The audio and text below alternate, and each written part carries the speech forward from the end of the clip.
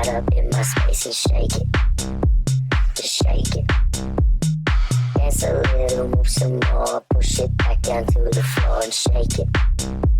Just shake it. Looking deep into my eyes, bend it back and do your best to break it. To break it. Girl, you really look the part. Reach right out, you got my heart, now take it. Just take it, take it, take it.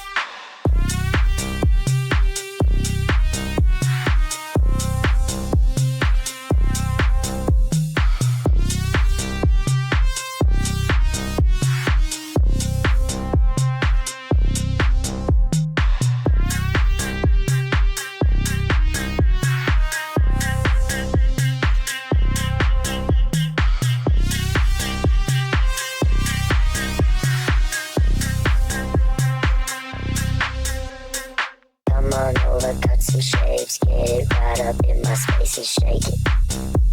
Just shake it. Dance a little, move some more. Push it back down to the floor and shake it. Just shake it. Looking deep into my eyes, bend it back and do your best to break it. To break it.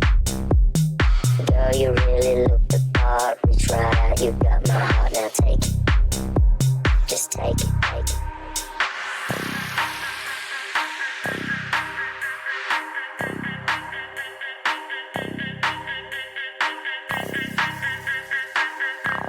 You probably didn't even hate the Jews. That was just the meth making you crazy, dog. Both of you, get back in the closet. You deserve a ass whooping. All of you, get back in the closet. How Go much does yourself. it cost for fascism?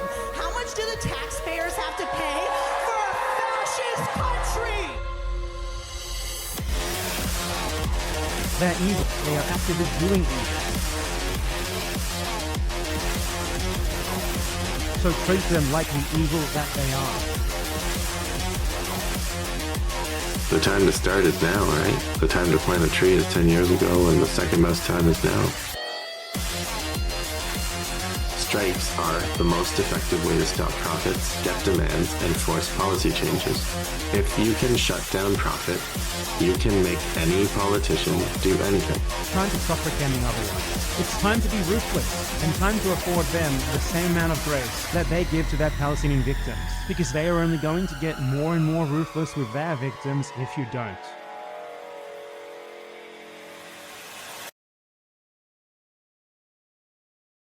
Mic check, 1, 2. Welcome to the stream. It's dark as hell in my room.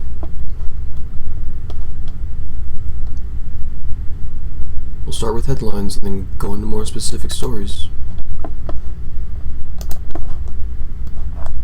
That's today. We gotta do yesterday. I was sick yesterday, so I gotta keep it going here. Play catch up as well.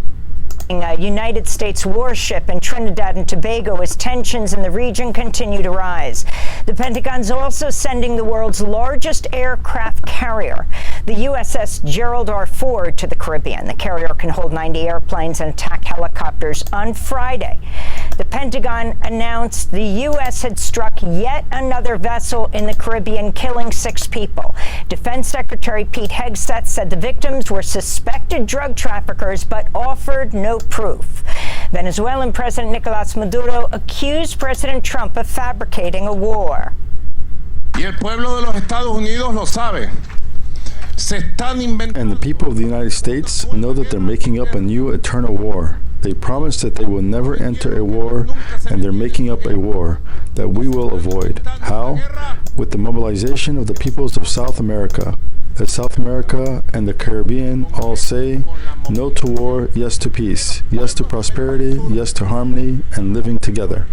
On Friday, the Trump administration sanctioned Colombian President Gustavo Petro, his wife, and other Colombian officials. In recent weeks, Petro's denounced the U.S. attacks on boats in the Caribbean. Also on Friday, 10 former Caribbean leaders denounced Trump's military escalation in the region. The former leaders wrote, quote, "The gravity of the present signals demand we use all existing channels for dialogue to perpetuate a zone of peace," unquote. We'll have more on this story after headlines. An Israeli drone strike in southern Gaza has killed 2 people as Israel continues to attack Palestinians 2 weeks after the U.S. brokered ceasefire went into effect. Officials in Gaza say Israel's killed about 100 Palestinians over the past 2 weeks. Meanwhile, Israel's continuing to limit aid into the famine-stricken Gaza Strip. This all comes as Hamas is expanding its search for the remains of 13 deceased Israeli hostages in Gaza. Over the weekend, a team from Egypt and the Red Cross entered Gaza to help with the search. We'll have more on Gaza later in the program. We'll speak with Dropsite News' Jeremy Scahill. On Sunday, Israel carried out multiple strikes in Lebanon, killing 3 people. UN peacekeeping forces in Lebanon also shot down an Israeli drone. The UN forces said the drone had dropped a grenade near the peacekeepers. Israel denied the claim. The U.S. federal government shutdown has entered its 27th day. Funding for food assistance programs... Dude. 22 days was wild. Now it's 27? Used by over 40 million people will run out on Saturday. Democratic lawmakers have criticized the Trump administration for refusing to draw on a contingency fund to continue funding SNAP and WIC benefits. When they say EBT hot place, you're not allowed to buy hot food with your EBT card. So like canned foods, just the most basic shit. There's the best place to buy a lot of times are these like corner stores, and especially in like downtown areas. And man, I was at a gas station paying with my EBT, and one of the guys said, "Hey, we can make you a pizza. Like, you just buy the pizza frozen, and we'll throw it in the heater. Like, we'll throw it in the oven for you."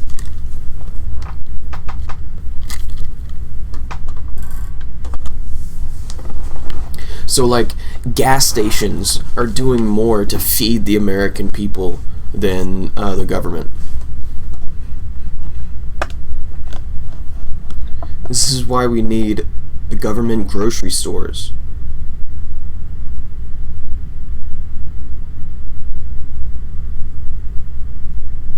How can you ever bitch about the healthiness of Americans when people are just trying to take what they can get, you know?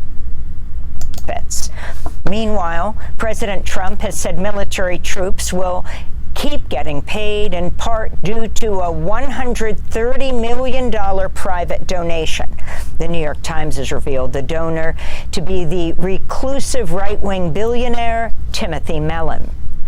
Budget experts say using a private donation to pay troops would violate federal law. Meanwhile, Democratic Senator Chris Murphy of Connecticut appeared on CNN Sunday and said Trump is using the shutdown to expand his power. He likes the fact that the government is closed because he thinks he can exercise king-like powers. He can open up the parts of the government that he wants. He can pay the employees who are loyal to him. I mean, this is a leader who is trying to transition our government from a democracy to something much closer to a totalitarian state. President Trump has arrived in Japan, the second stop in his Asia trip. On the flight to Japan, Trump refused to rule out running for a third term in 2028, even though the 22nd Amendment forbids a president from being elected to office more than twice.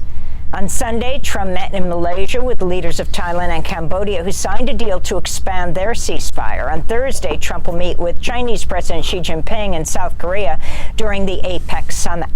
Over the weekend, the U.S. and I know Trump looks tough right now, but this is his trying not to fall asleep face. And Xi Jinping in South Korea during the APEC summit. Over the weekend, the U.S. and China agreed to the framework of a new trade deal. On Saturday, over 1,000 South Korean protesters rallied in Seoul to protest ahead of Trump's arrival. 나라 살림을 더 많이 지금 돌봐야 되는 상황. At a time when our country should be focused on managing our own finances, the U.S. is acting like a robber, sudden, coercive, and almost plundering us, asking us to invest $350 billion, which is an absurd amount and nearly 80% of our foreign reserves, in the U.S. all of a sudden is far too forceful. I believe South Korea should firmly express its refusal to this demand. In other trade news, President Trump's announced he's raising tariffs on Canada by 10%. The move coming in response to an ad produced by the government of Ontario that featured a clip of former President Ronald Reagan warning of the dire Oh, my headaches keeps getting worse, dude. I gotta get some water. I made some coffee as well. Hold up. Consequences of high tariffs. In Argentina, far-right President Javier Milei's party won a decisive victory in Argentina's midterm elections, picking up 14 seats in the Senate and 64 in the lower house of Congress. But it's still short of a congressional majority for Milei's party. It comes after President Trump earlier this month promised a $40 billion bailout for Argentina if Milei's party was victorious in these elections. After the results, Trump told reporters, quote, "We've made a lot of money based on that election," unquote. Since taking office in 2023, Milei has imposed painful austerity measures on Argentina, slashing thousands of government jobs and curbing public investments in infrastructure, healthcare, and education, which led to widespread protests. Earlier this year, Milei appeared on stage with Elon Musk at the conservative CPAC conference in the U.S., wielding a chainsaw and giving it to Elon Musk to symbolize cuts to government programs. Voters in Ireland have elected the independent socialist Catherine Connolly to be president. Connolly's a critic of NATO, who's accused the United States and Britain of enabling genocide in Gaza. She spoke to supporters in Dublin Saturday. I will be a president who listens and who reflects and who speaks when it's necessary, and a voice for peace, a voice that builds on our policy of neutrality, a voice that articulates the existential threat posed by climate change. The United Nations is calling for the safe passage of civilians trapped in al-Fasher in Sudan's Darfur region after the UAE-backed paramilitary Rapid Support Forces, RSF, announced they've seized the Sudanese army's main base in al-Fasher.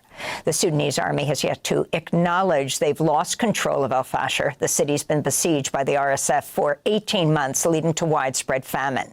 The civil war in Sudan erupted in 2023. Since then, more than 150,000 people have died across the country, and about 12 million have fled their homes. Hurricane Melissa has intensified to a rare Category 5 hurricane expected to make landfall in Jamaica Tuesday and pass through Cuba and the Bahamas later this week. Melissa could be the most powerful storm to hit Jamaica in recent years. The U.S. National Hurricane Center in Miami warned Jamaicans to remain sheltered during the storm. Forecasters are warning of catastrophic flash flooding and landslides throughout the Caribbean. In Virginia, a 24-year-old Honduran man was fatally struck by a vehicle while fleeing federal immigration agents Thursday. Josue Castro Rivera is at least the fourth immigrant to be killed during an immigration operation under the Trump administration. Meanwhile, wait a second, that was that hurricane. What happened? Wait, the fuck is this? Oh my god, I missed so much. Oh my god, oh my god. The fuck is this? Far-right President Javier Milei's party won a decisive victory in Argentina's midterm elections, picking up 14 seats in the Senate and 64 in the lower house of Congress. But it's still short of a congressional majority for Milei's party. It comes after President Trump earlier this month promised a $40 billion bailout for Argentina if Milei's party was victorious in these elections. After the results, Trump told reporters, $40 billion payout or bailout. What the fuck? So what, Japan will be paying for that? Oh my god, dude.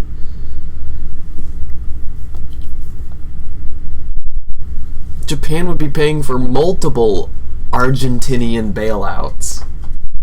That's how much money Trump was demanding from them. Just ridiculous. Oh my God. Quote, we've made a lot of money based on that election, unquote.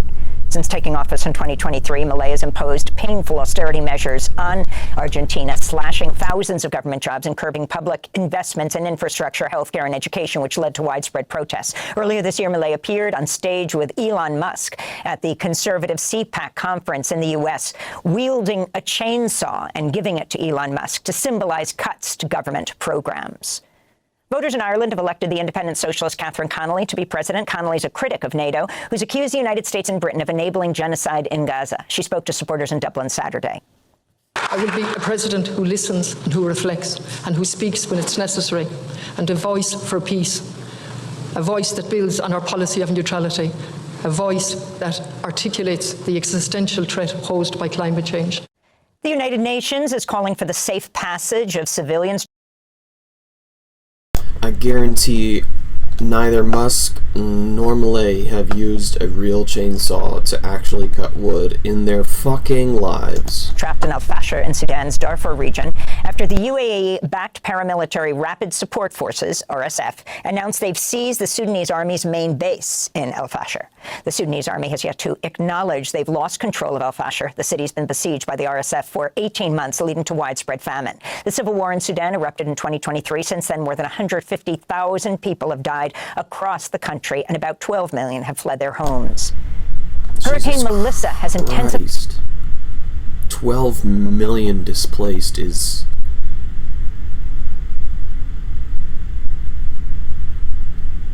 a fucking catastrophe. I mean,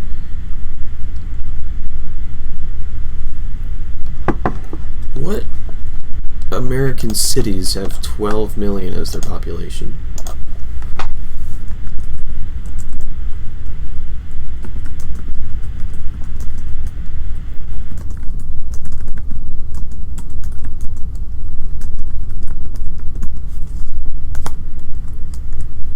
So, for comparison, no single city has exactly 12 million, but Los Angeles had metropolitan area population very close to that number at around 12.68 million. So, it's like all of LA just being emptied.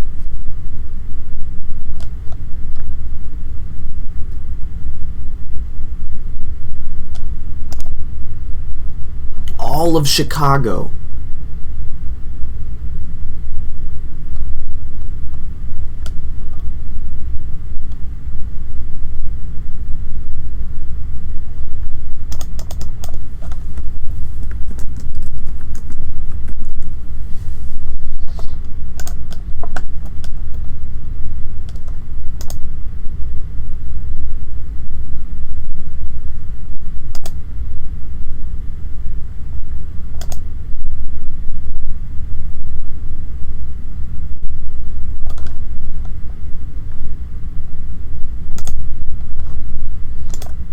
To a rare Category 5 hurricane expected to make landfall in Jamaica Tuesday and pass through Cuba and the Bahamas later this week.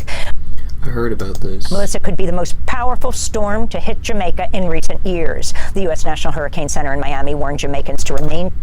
Dude, nature is fucking scary, dude. Look how that hurricane just looks like...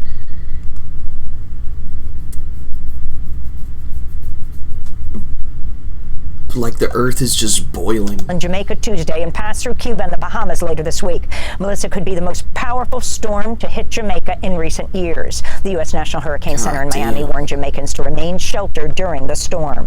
Forecasters are warning of catastrophic flash flooding and landslides throughout the Caribbean.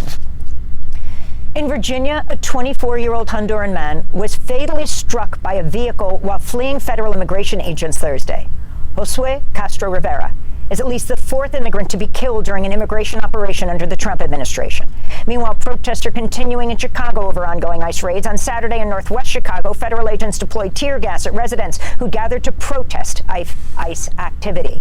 The incident occurred as parents and children in the neighborhood were preparing for a Halloween parade. Meanwhile, White House advisor Stephen Miller appeared on Fox News Friday suggesting Illinois Governor J.B. Pritzker could be arrested for seditious conspiracy for obstructing the enforcement of federal immigration laws. different kinds of crimes would apply. There's obstruction of justice, there is harboring illegal aliens, there is impeding the enforcement of our immigration laws, and then as you get up the scale of behavior, you obviously get into seditious conspiracy charges, depending on the conduct, and many other. You are harboring fugitives of the state beneath your floorboards, are you not? Offenses. A federal judge has ruled ICE agents illegally detained a Chicago man whose daughter is undergoing cancer treatment. Ruben Torres Maldonado is a painter and home renovator who was detained by immigration authorities at a Home Depot in suburban Chicago earlier this month. In his ruling, U.S. District Judge Jeremy Daniel said Maldonado's detention violated his due process rights and that he must be given a bond hearing by October 31st. In Maryland, hundreds of activists and Democratic state legislators rallied in Annapolis Saturday, calling on Governor Wes Moore to end the state's contract with Avelo Airlines, a private airline carrying out deportation flights. Avelo is cut. Dude, my TMJ has gotten so much worse that it now hurts to put in a headphone into my ear. Dude, the jaw pain is so bad on this left-hand side that it feels like I have an ear infection. That's how much soreness is just around this area. Motherfucker. I took 2 pseudometaphins, I took my meds, I'm staying hydrated, I'm doing everything I can, and I got a splitting headache, dude. Cut several routes amidst growing backlash and a nationwide boycott after it signed a $150 million contract with ICE earlier this year. This is Maryland State Senator Clarence Lamb.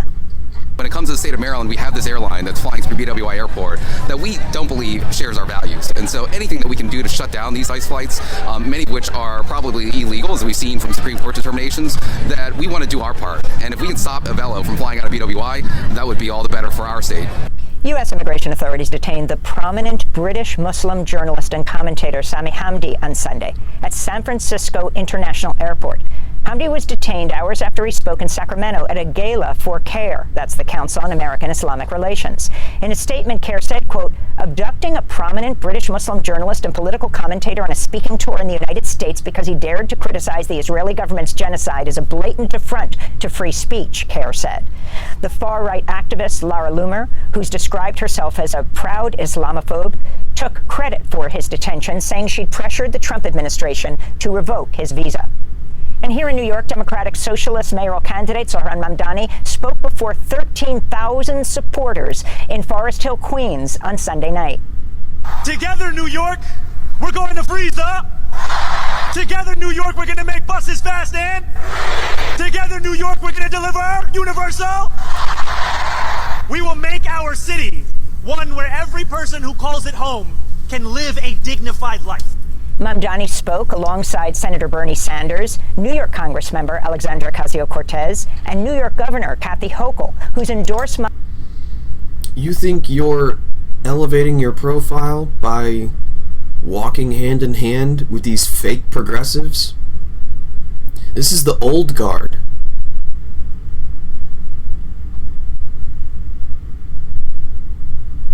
If you want to be truly different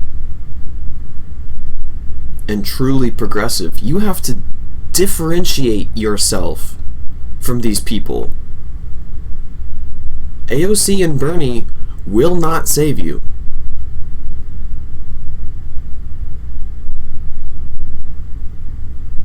AOC wants to shoulder up to anyone who can raise her profile. She's old news.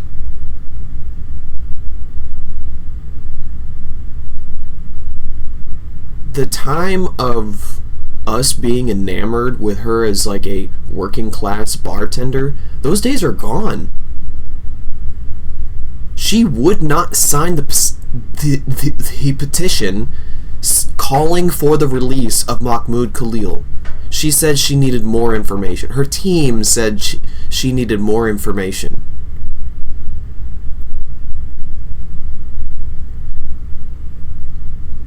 And she wanted to cozy up next to him when he was being released. Got to stand there next to him before even his wife was able to.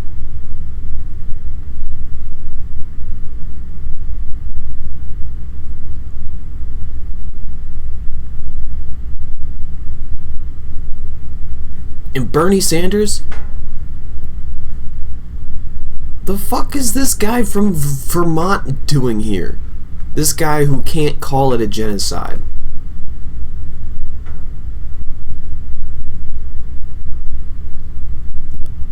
Is this because you're insecure about having women constituents and Jewish constituents?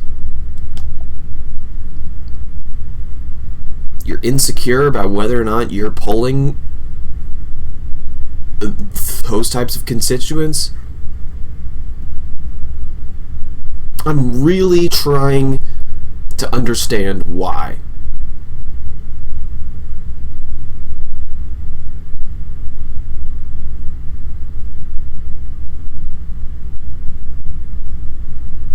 Because these people aren't a phone call away. Surely not. I mean, they endorse him.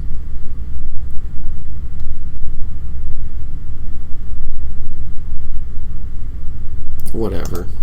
Mamdani over former Governor Andrew Cuomo. In recent days, Mamdani has repeatedly faced a string of Islamophobic attacks. They're like, Zoran is doing more for Bernie and AOC than AOC and Bernie are doing for Zoran. Fucking so easily. If elected, Mamdani would be the first Muslim by leaps and bounds. It's not close either. Mayor. Early voting began on Saturday. A record 164,000 people cast ballots on the first few days. In a late endorsement, Democratic Congressmember Hakeem Jeffries has also backed Mamdani. And those are some of the headlines. This is Democracy Now!, democracynow.org, The War and Peace Report. I'm Amy Goodman. Thanks for watching Democracy. Okay, we don't care about Hakeem Jeffries' opinion anyway, but okay. Democracy Now!, democracynow.org, The War and Peace Report. I'm Amy Goodman. Officials in Jamaica are warning of an unfolding catastrophe as Hurricane Melissa bears down on the island nation with sustained winds of up to 175 miles per hour. The Category 5 storm is the strongest on Earth this year and the most powerful hurricane on record ever to strike Jamaica, likely to trigger widespread flooding and landslides with catastrophic damage to buildings in the path of the hurricane's eye. Some parts of Jamaica could see up to 40 inches of rain, more rain than typically falls in an entire year. Melissa's already killed 3 people each in Jamaica and Haiti, and 1 person in the Dominican Republic. Hurricane warnings are also in effect for parts of Cuba and the Bahamas. Meanwhile, many Haitians fear the storm could worsen the humanitarian crisis in Haiti, where residents already face widespread poverty and gang violence. This is Fortune Vital, a resident of a camp for displaced people in Haiti's western Lekai region. We have nothing in our hands to live on. If a hurricane hits, we're screwed. If the hurricane comes on top of all the problems we already have, we'll simply die. My kids, my wife, and my family are somewhere else. We have nothing to eat to survive. This adds to the problem of bandits shooting all day. There's no way out except to die. The hurricane exploded in strength from a tropical storm on Saturday to a Category 4 hurricane on Sunday, a rapid intensification made possible by abnormally warm waters in the Caribbean. Climate scientists say human activity is causing oceans to warm dramatically, making rapidly developing storms more common. The United Nations top official says the world has failed to limit global heating to 1.5 degrees Celsius or 2.7 degrees Fahrenheit, the goal set by the Paris Climate Agreement to prevent the most devastating consequences of the climate crisis. Speaking with The Guardian and the Brazilian news outlet Sumauma ahead of next month's COP. Yo, seeing all that ice moving like water was so alarming. Oh my God. 30 climate summit in Brazil. UN Secretary General Antonio Guterres said it's now inevitable humanity will overshoot the 1.5 degree target set by the Paris Climate Agreement with devastating consequences for the world. So overshooting is now inevitable. And so it is absolutely indispensable to change course in order to make sure that that overshooting is as small as possible, and this is a basic condition to avoid tipping points. We don't want to see the Amazon as a savanna, but that is a real risk if we don't change course and if we don't take a dramatic decrease of emissions as soon as possible. Democracy Now! The Amazon turning into a savanna is fucking... Oh my God, dude. It's like in Man in the High Castle, when they talk about the Nazis completely destroying Africa and draining the Mediterranean. That's the vibe that I get from just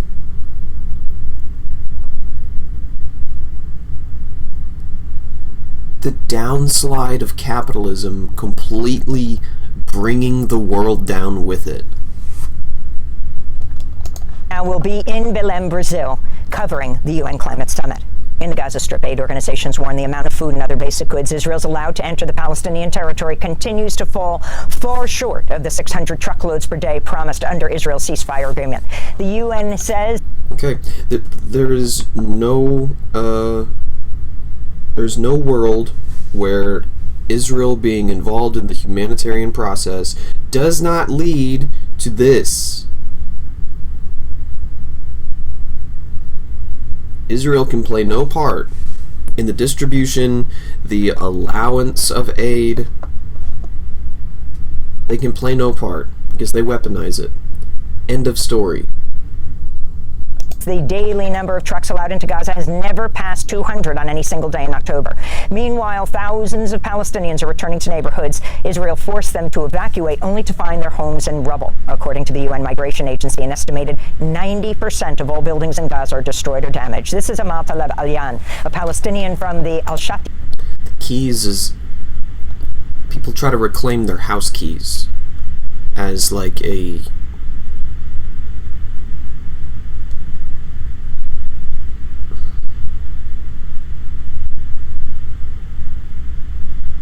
or like, I think I've seen people save the locking mechanisms of their doors, like the doorknobs and stuff.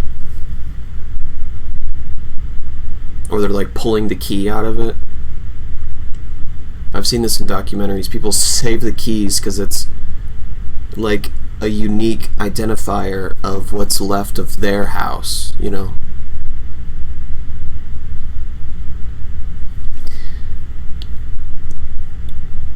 That is to say, their house is gone.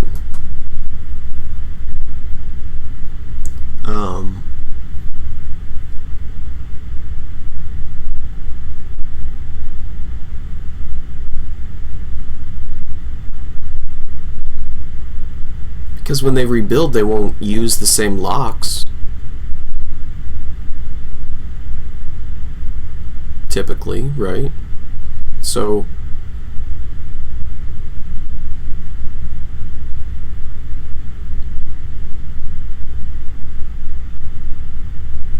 when they rebuild their homes, when they have new keys, they'll still have the keys to their old home.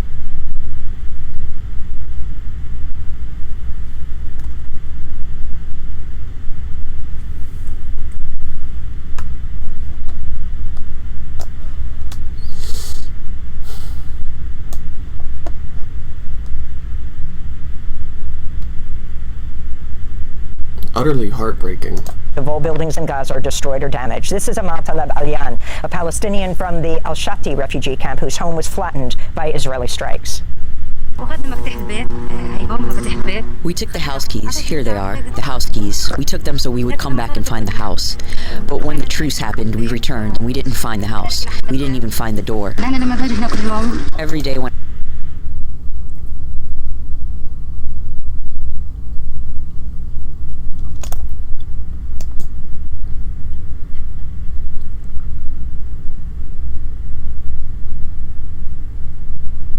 Well, it's a different circumstance that she had her keys. At least she didn't have to dig through rubble to find her keys. She dug through rubble to try to find the lock, try to find the door. Couldn't even find that. When I come here, I feel like my soul leaves me. This is where I used to go, where I used to walk. This is my place, my home, my house. Here I built my life. Here I built dreams for me and the children. It's very hard to lose your home. In the occupied West Bank, Israeli forces killed 3 Palestinian fighters during an early morning raid on a village near the city of Jenin. Just take a moment. The least you can do is imagine coming home and finding your house gone.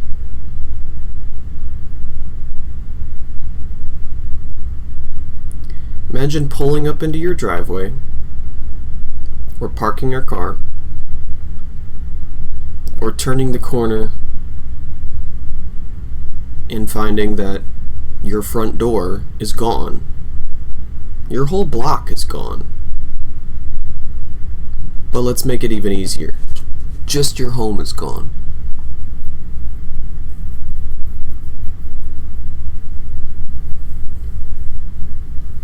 I'm sure that's something that people have been contemplating since the beginning of this genocide, but it's still happening.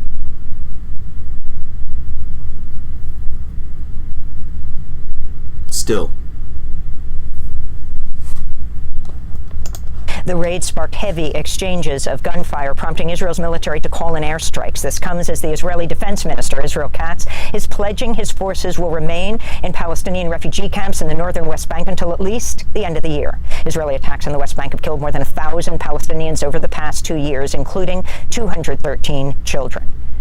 U.S. officials who closely examined the 2022 shooting death of Palestinian-American journalist Shireen Abu Akleh in the occupied West Bank were deeply divided over the Biden administration's public conclusions, with some officials convinced her killing was intentional. That's according to the New York Times, citing 5 current and former U.S. officials who worked on the case, including a career military policeman with 30 years' experience. Speaking publicly for the first time, Colonel Steve Gabavik said the U.S. government had soft-pedaled the office's findings to appease the Israeli government. He said he and his colleagues were left flabbergasted by the Biden State Department statement attributing Abu Akleh's killing to, quote, tragic circumstances. The colonel also spoke with journalist Mehdi Hassan of the news outlet Zateo. My findings were beyond reasonable doubt that this was an intentional killing of Shireen Abu Akleh. This is on the 19th or 20th of May, 2022. Yes. This is within 10 days yes. of her killing. Yes. You, on behalf of the United States government, are saying that beyond reasonable doubt, that's a legal standard in a criminal court. Yes, it is. She was intentionally killed. Correct. Venezuelan officials say they've captured a group of mercenaries tied to the U.S. Central Intelligence Agency. In a statement, the government of Venezuela said, quote, this is a colonial operation of military aggression that seeks to turn the Caribbean into a space for lethal violence and U.S. imperial domination, unquote.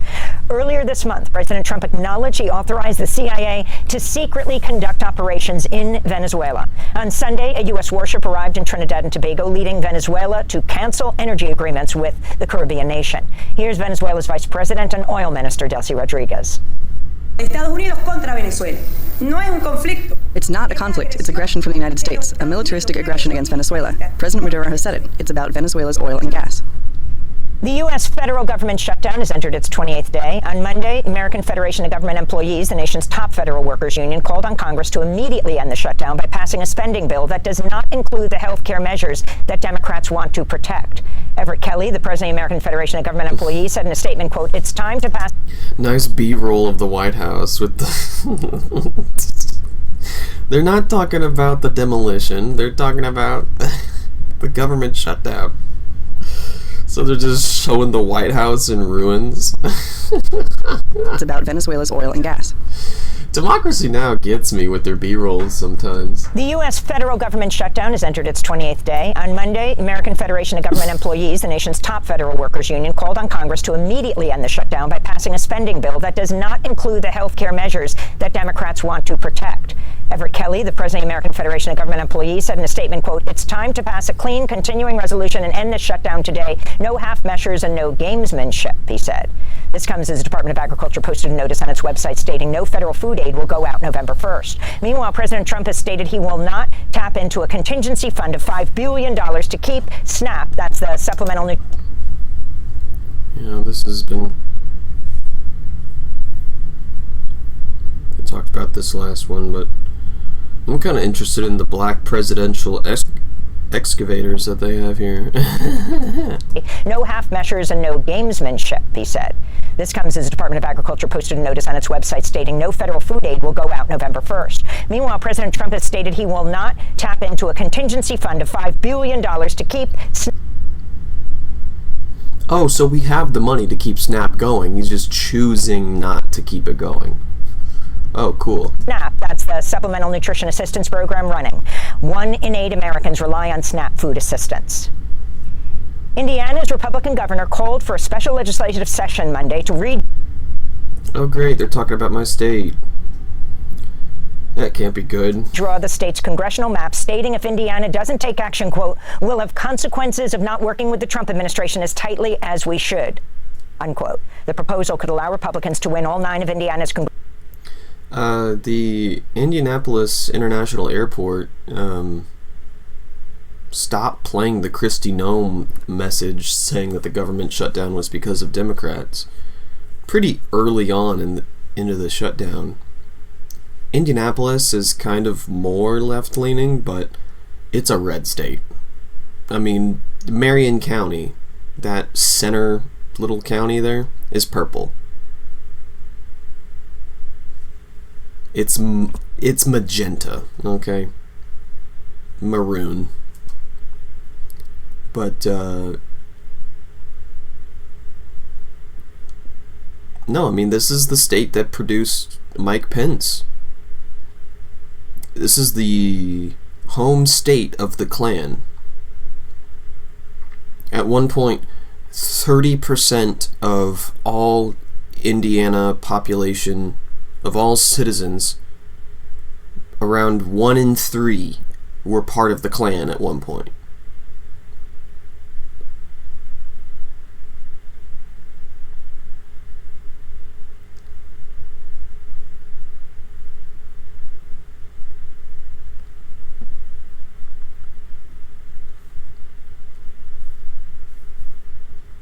So,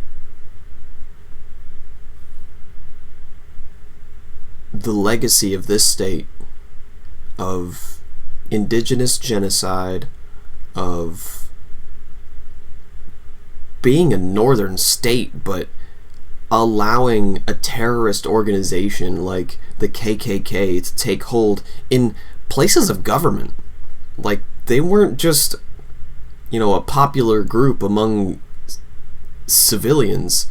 They held positions of power.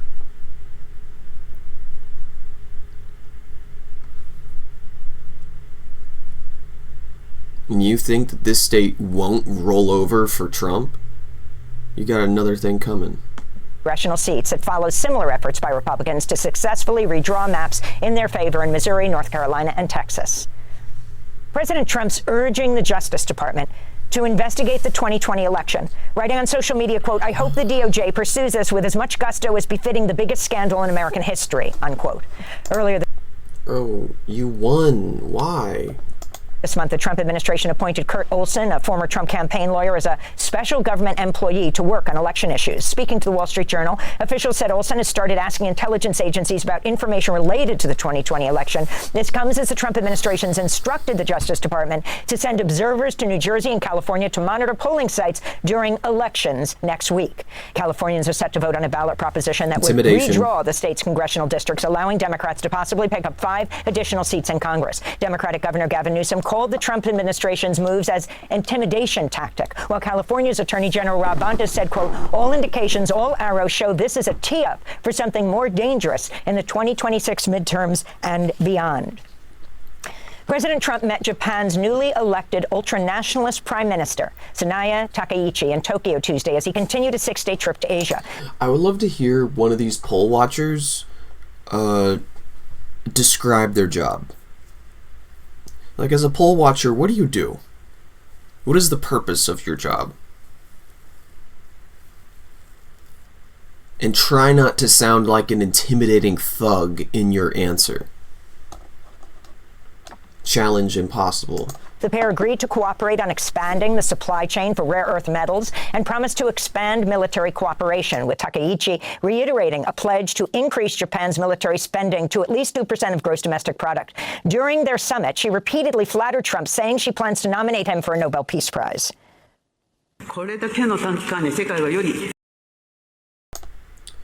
Goofiest fucking thing you can say in Trump's presence. I swear to God, dude, he might actually get the Nobel Peace Prize the way the Peace Prize has been politicized, the way it's been completely defrauded as well. Like, it means less than nothing.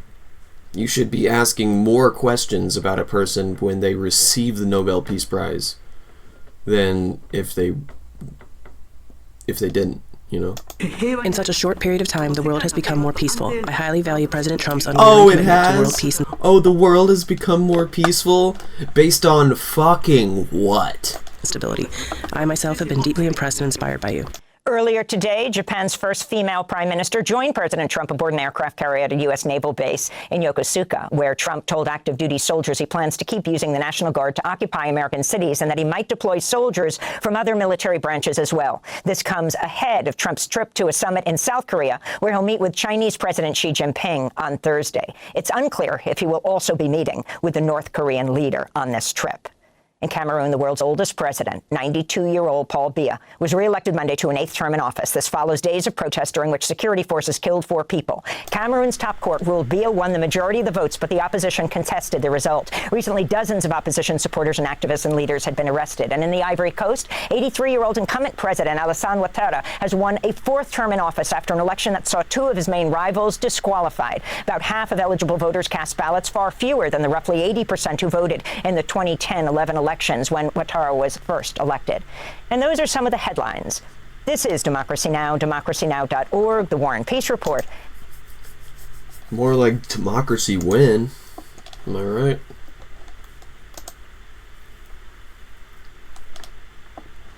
Hassan Piker is Vosh now. Oh boy.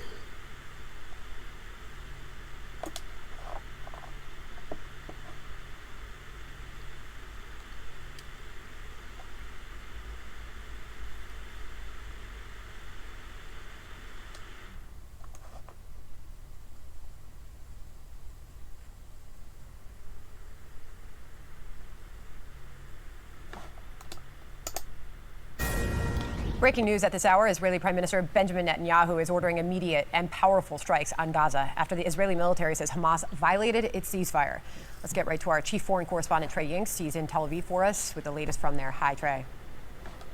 Sandra, good afternoon. The Israeli military is carrying out a series of airstrikes inside Gaza after Hamas attacked Israeli soldiers near the city of Rafah. A military official telling Fox News that Hamas violated the ceasefire by shooting at troops beyond the yellow line in an area controlled by Israel. Following that incident, Israeli Prime Minister Benjamin Netanyahu held a high-level security consultation before... Okay, but where is the yellow line? Like, in Rafah, there's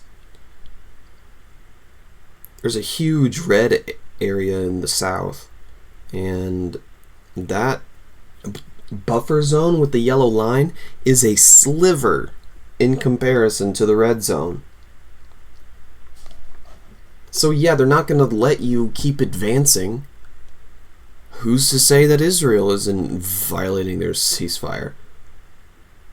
I don't trust them for 1 second to keep the ceasefire going and to not violate it. We're ordering immediate and powerful strikes inside the Gaza Strip. Earlier this month, 2 Israeli soldiers were killed in southern Gaza during the first major violation by Hamas of the ceasefire agreement. Hamas was set to release the body of an additional hostage tonight, one of 13 that remain inside the enclave. The group's Al-Qassam brigades released a statement last hour saying the transfer would not take place due to what they claim are Israeli violations to the agreement. Overnight, Hamas released the partial... Okay, well, the Qassam brigades have spoken. That's where we're at. Remains of an Israeli hostage whose body was already recovered after they promised to release new remains. This issue is a sticking point for Phase 1 and could affect the implementation of the agreement. Let me say it as it is. In terms of consequences and repercussions for Hamas, nothing is off the table right now. Wow. Some powerful eyebrows from this spokesperson.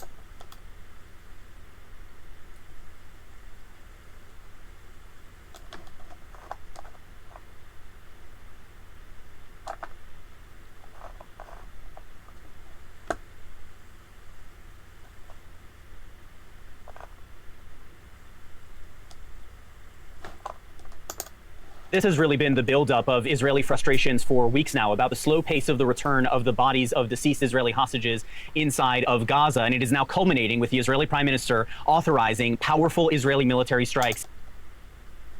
Okay, if it's taking too long, it's your fault. You created the moonscape of Gaza, and recovering the bodies, they said that they need special equipment. An exploded ordnance has already proved to be a barrier. So you should really be accepting of however long it takes to procure these bodies. Inside of Gaza, this clear violation that the Prime Minister referred to earlier. Have they not upheld their end of the deal at any turn?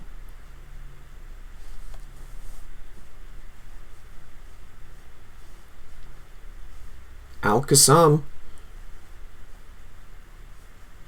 is doing everything that it said that they were going to do and have been flexible at the same time. Today has to do with what happened yesterday. Hamas said it was returning the remains of a deceased Israeli hostage, but after those remains were received and analyzed at Israel's National Forensic Institute, the Israeli government says that these were not the remains of the 13 remaining deceased hostages inside of Gaza. Instead, they say that they belong to a deceased Israeli hostage whose body was actually recovered back in late 2023 by the Israeli military, and these appear to be additional remains related to that hostage's body. Hamas, for its part, says that it will now postpone a handover of an additional body of a deceased Israeli hostage that was supposed to happen tonight. They say that they are postponing that as a result of what they are calling violations by the Israeli government. An Israeli military official also told me that there was an exchange of fire earlier today between the Israeli military and Hamas, accusing Hamas of attacking Israeli troops who were positioned east of that yellow demarcation line inside of Gaza. All of this puts the ceasefire in a pretty tenuous position right now, but we should note that we have seen the Israeli military carry out strikes inside of Gaza before. Last time it was related to what Israel said was a Hamas attack that killed 2 Israeli soldiers. Those strikes took place, at least 45 people were killed inside of Gaza, but it did not result in an all-out breakdown of the ceasefire. So certainly some uncertainty ahead, and perhaps a very deadly night inside of Gaza tonight. Jesus Christ. I think I'm gonna leave it there. Well, Jeremy Scahill was on Democracy Now!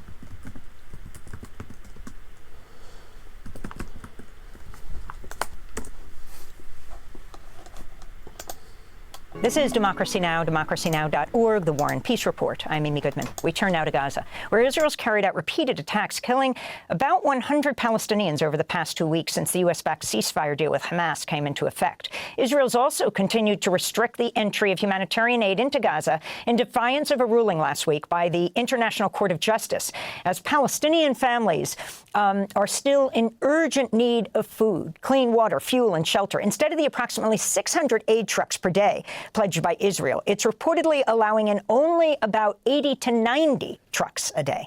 As part of the truce, Hamas released all the Israeli hostages, agreed to release the bodies of deceased hostages. Hamas says it's working with the Red Cross and others to search for the remaining bodies. The main group representing families of hostages is calling on Israel to refuse to proceed to the next phase of the truce until the final 13 hostages' bodies are returned. This is Israeli government spokesperson Shosh Bedrosian. What I can share with you is the team is using... Damn, people love the resistance so much. They're just following that guy who's just carrying a folder like he's a celebrity. Oh my group God. Representing families of hostages is calling on Israel to refuse to proceed to the next phase of the truce until the final 13 Look, bodies dude, returned. he's carrying a folder. Look, he's carrying a folder. He's going in here. He's working with the Red Cross. Oh my God. Spokesperson Shosh Bedrosian. What I can share with you is the team is using between 2 to 3 excavator machines and 2 to 3 trucks to search for our deceased hostages. Now, the Red Cross and the Egyptian team are allowed entry beyond the IDF's yellow line position into Gaza territory to conduct the search for our hostages. Gaza authorities say an estimated 10,000 Palestinians may be trapped under the rubble and have called for access to the same equipment used to search for the dead Israeli hostages. Meanwhile, UNRWA, the United Nations Relief and Works Agency for Palestine Refugees, warns people in Gaza are increasingly in need of warmth as cold weather approaches, writing in a social media post, quote, "Shelter materials and winter supplies for displaced families are sitting in UNRWA warehouses in Jordan and Egypt, blocked from entry." For more on the ceasefire, violations of the deal, and if it will last, and what the next steps Star. We're joined by Jeremy Scahill, co-founder of Dropsite News, where he's been closely covering the Gaza ceasefire. He's the author of Blackwater, The Rise of the World's Most Powerful Mercenary Army, and Dirty Wars, The World is a Battlefield. Welcome back to Democracy Now!, Jeremy.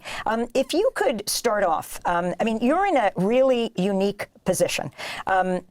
You're one of the only Western journalists to regularly interview Hamas and Palestinian Islamic Jihad. You broke the story that they had accepted the ceasefire deal more than half an hour before President Trump announced it. Talk about where you see it standing today. First of all, on the issue of speaking to Hamas or Palestinian Islamic Jihad, this should be basic journalistic practice. In fact, it's utter malpractice on the part of all of these news organizations that have not regularly been interviewing the leaders, the negotiators of Hamas and Palestinian Islamic Jihad. This is by default allowing the dehumanization narrative of Palestinians to just take hold. When the United States and Israel make allegations against Hamas, against Islamic Jihad, against the Palestinian armed resistance, the job of journalists should not be to just say, oh, well, they're verboten. We can't speak to them. Our job should be to say, let's fact check these governments. Let's talk to these people. And when the U.S. started directly speaking to Hamas in the form of Adam Boehler, who is a college friend of Jared Kushner, his former roommate, he was the special envoy on hostages. He goes and he speaks with Hamas leaders. And I spoke to those very leaders that Adam Boehler spoke to. Boehler comes out and does interviews not just on CNN, but on Israeli television saying these guys are not what has been presented. This becomes dangerous because when you humanize people on the other side, you start to fact check a 77-year narrative of Israel that's been bolstered by the U.S. That's how actually you get a human understanding. The Palestinians have a great range of views on Hamas, and that's for Palestinians to decide. But what has been enabled by large, powerful media corporations is a total silencing of the voices of Palestinians, which is why then you end up with this cartoonish portrayal. Oh, they're just terrorists. These guys are doctors, they're lawyers, they're veterinarians, they're chemists. Tell us who they are. Name them and tell us who they are. Well, first of all, Khalil al-Hayya, who is the political leader in Gaza of Hamas, was a top aide to Yahya Sinwar, the former leader of Hamas who was assassinated by the Israelis. And Yahya Sinwar himself, all of these guys, their biographies, they grew up in a concentration camp. They grew up in an open-air prison in Gaza. You could tell a biography of every one of the leaders of Hamas, including the guys who Israel says, oh, they live in five-star hotels abroad. All of them have had direct family members killed. Khalil al-Hayya, multiple sons of his were killed, including one of his sons killed in the September 9th attempt to assassinate the negotiators in Qatar. Bassem Naim, another one, a doctor educated in Germany, but from Gaza. He has had multiple family members killed, including recently his son. These are all, if you can contrast the leadership of Hamas. In the bombing of Qatar. They failed to kill any of the senior Hamas officials, but they did kill multiple administrative staff, including Khalil al-Hayya's secretary. They not only bombed, they hit with 12 missiles. They not only bombed the offices that Hamas had in Qatar at the request of the United States. Hamas was in Qatar to do these kinds of negotiations, but they hit the residence of Khalil al-Hayya. They wounded his wife, his daughter-in-law, they killed his son, and they wounded multiple grandchildren, some of them very seriously. You contrast that with Netanyahu's son, who's running around Miami, living his life like a spoiled frat boy. Khalil al-Hayya has had multiple sons killed. So you can have a debate, and Palestinians do, about what Hamas is, but it is total journalistic malpractice that more news organizations are not saying, we need to aggressively report. What is their perspective? What do they say to these allegations? So talk about their perspective on the ceasefire and how you reported the ceasefire deal before Trump announced it. What they agreed to early on and what ended up being agreed to. And then we're going to talk about the bodies of hostages on both sides. Let's remember that when Joe Biden and Kamala Harris were in office, they brokered one short truce a month into the war in November, where there were, as an exchange of captives. There was an opportunity to end the war right there. And Biden, the main difference between Biden and Trump is a transactional guy. You should think of him as having these spheres of influence that are constantly circling his face. And whichever one he sort of captures at a moment, he then focuses on it. I don't think Trump could actually define what Zionism is. He talks about Miriam Adelson. Oh, she's got $60 billion in the bank. He has people that are hardcore Zionists in his administration, but then he also is very close to all of these Arab Gulf monarchies, and he's doing business with them in the private sector and now in the White House. His son-in-law, Jared Kushner, bankrolled to the tune of billions of dollars from Qatar, Saudi Arabia, the United Arab Emirates. So he's a transactional, erratic character that ultimately is looking to make constant real estate deals and cut off the top for profits for himself. Biden committed Zionist ideologue his entire political career. So Matt Miller, the former State Department spokesperson under Joe Biden, admitted recently in an interview with Israeli television that the Biden administration allowed Netanyahu to repeatedly sabotage ceasefires and that they didn't go after him in a real way for fear that it would jeopardize a ceasefire. I mean, you just think of the logic of it, but this was admitted by the State Department spokesperson that was the default policy of Biden. So when Trump becomes the president-elect, he then says, I want a ceasefire by the time that I come into office. And part of this was just his ego. He said, I'm going to end the war in Ukraine, within an hour of taking office or a day of taking office. office. A lot of this was bluster. He would say whatever he needed to say to win. He also was able to exploit the fact that Kamala Harris's position when asked about all of this was, I wouldn't change a thing. The position on the Gaza war was a huge factor in why Donald Trump took power. And, Democrats need to face that. And Kamala Harris is on this revisionist book tour right now. She doesn't like it when people bring this up, but that's a fact. She had an opportunity to distinguish herself from Biden, and she doubled down on, I wouldn't change a thing. So whatever we think of Donald Trump and his motives, there wouldn't have been that original January ceasefire deal. 42 days into it, Trump allows the Israelis to blow it up. They immediately, on March 2nd, reimpose a massive full-spectrum blockade on Gaza. We shouldn't call it humanitarian aid. Israel's an occupying power. These are life essentials. Humanitarian aid makes it sound like we need to just supplement the nutrition. They locked Gaza down completely. No food, no medicine, no life essentials, and starvation starts to take hold. March 18th, Israel resumes scorched earth terror bombing with the full enthusiastic support of the White House, and it goes on like that. To fast forward a bit through this, there were rumblings about trying to restart a ceasefire process. The U.S. and Israel demanding that Hamas and Islamic Jihad accept what they called the Witkoff framework, 13-point plan that would have started with an initial 60-day ceasefire in exchange of roughly half the captives that the Palestinians hoped would lead to a permanent end to the war, but there were not great guarantees in it. By August 18th, Hamas officially accepts what the Qatari mediator said was 98% of the terms that the U.S. and Israel had demanded. Instead of responding to that, Israel begins to publicly threaten the external political leadership of Hamas, culminating with Trump saying, if you don't accept this deal, nasty things are going to happen to you. Not talking about the Palestinians in general, talking about the Hamas leadership. It's very important. Trump, at a time when Israel starts to say, we're going to assassinate the external leadership, the negotiators of Hamas that are in Qatar because the U.S. asked Qatar to house them, it's pretty clear that Trump, one of two things, either greenlit an operation to kill those leaders or allowed it to happen. This cover story, Steve Witkoff just didn't make it in time to WhatsApp to tell the Emir of Qatar, that was the dominant story, is nonsense. And Witkoff then goes on 60 Minutes and tells a different story, that they didn't know anything about it. So already there's a disconnect in their cover story, which is classic for the Trump administration. So instead of then saying to the Palestinian side, after they accept this deal, let's talk about some of the technical aspects of this, Israel then conducts an attempt to assassinate the political leadership of Hamas, the chief negotiators of Hamas. Remember, under Biden, the last real serious ceasefire discussion was the summer of 2024. The Hamas on July 2nd, 2024, accepted a deal that the U.S. said they would get Israel to accept. Israel's response was to assassinate Ismail Haniyeh, the head of Hamas, in Tehran, Iran, where he was attending the inauguration of the new Iranian president. They bombed Ismail Haniyeh in a guest house owned by the most elite unit of the Iranian military. For 77 years, the Israelis are constantly assassinating any Palestinian that is willing to make a deal. And people around the world should be asking why. So then nothing happens, and they were sitting in Qatar looking at a 100-word ceasefire proposal that they were told came from Donald Trump. They gathered to do this, and that's when the assassination strike The latest took assassination place. strike. And they failed to kill any of the political leaders. And I knew two of the senior Hamas leaders that were targets in this, and have interviewed them numerous times, Bassem Naim and Ghazi Hamad. I also knew two of the young people that were killed in this strike. They were office assistants. These were guys that when you meet with Hamas in their offices are bringing in coffee or they're carrying bags. These are the logistical people. They're young people. That's who they killed. They didn't kill any of the And how did they senior kill leaders. them? What was the intelligence? I mean, there's a lot of stories about this right now, and the Palestinian story on this is that they were aware that they were targets. The Israeli chief of staff had said days before this that our arm can outstretch even to the external leadership. Many Palestinian resistance figures don't go anywhere near a telephone. Those that do carry them when they go into a meeting, and this is just common sense, obviously aren't bringing the phone into the meeting. Now, 10 years ago, we would have said that the Israelis were using geolocation data from the phones. We saw this under Obama's, drone strike program. I think now the Israelis have, far more sophisticated technology than we understand. So people tend to think, it was that, it has to do with the phones. Being in another room where the assistants were. Obviously, the Mossad has extensive intelligence operations all around the world. I think there's some question of whether the intent was to actually kill Khalil al-Hayya and the negotiators, or the intent was to do exactly what they did, try to kill family members and others as a warning shot. I don't have any information about it. I think Israel doesn't often miss its target in this capacity. Jeremy, talk about what's happening now. As the second phase is being discussed, how is the Palestinian leadership, and who is the Palestinian leadership that is organizing right now, both in Gaza and the West Bank? This is another great example of media malpractice. We use the word Hamas because Hamas is leading the negotiations. They are the combatants in this war in a military sense because they're holding the Israeli captives.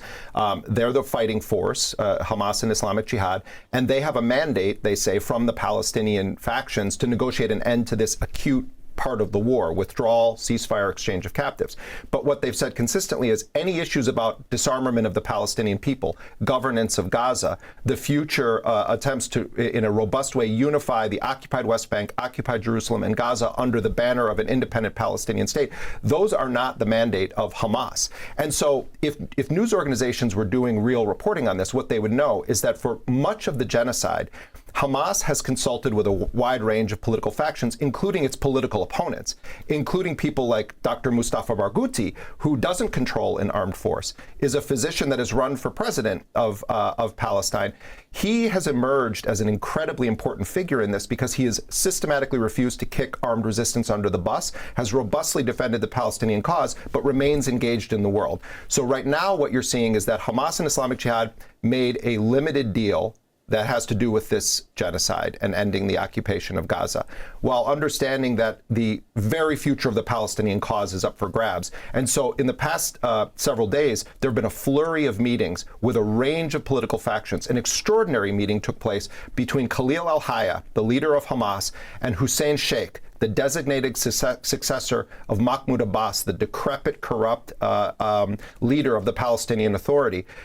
Hussein Sheikh is very close to the United States, is very close to Israel. There's great suspicion about his role in Palestine, but Hamas is in an open, engaged conversation with Fatah. And what the Palestinians are saying from across the spectrum, and Fatah is also saying this, we need to have a unified front because this is a neo-colonial agenda. This is talking about a privatization of Gaza. This is talking about huge investments coming in. This is talking about foreign troops coming in.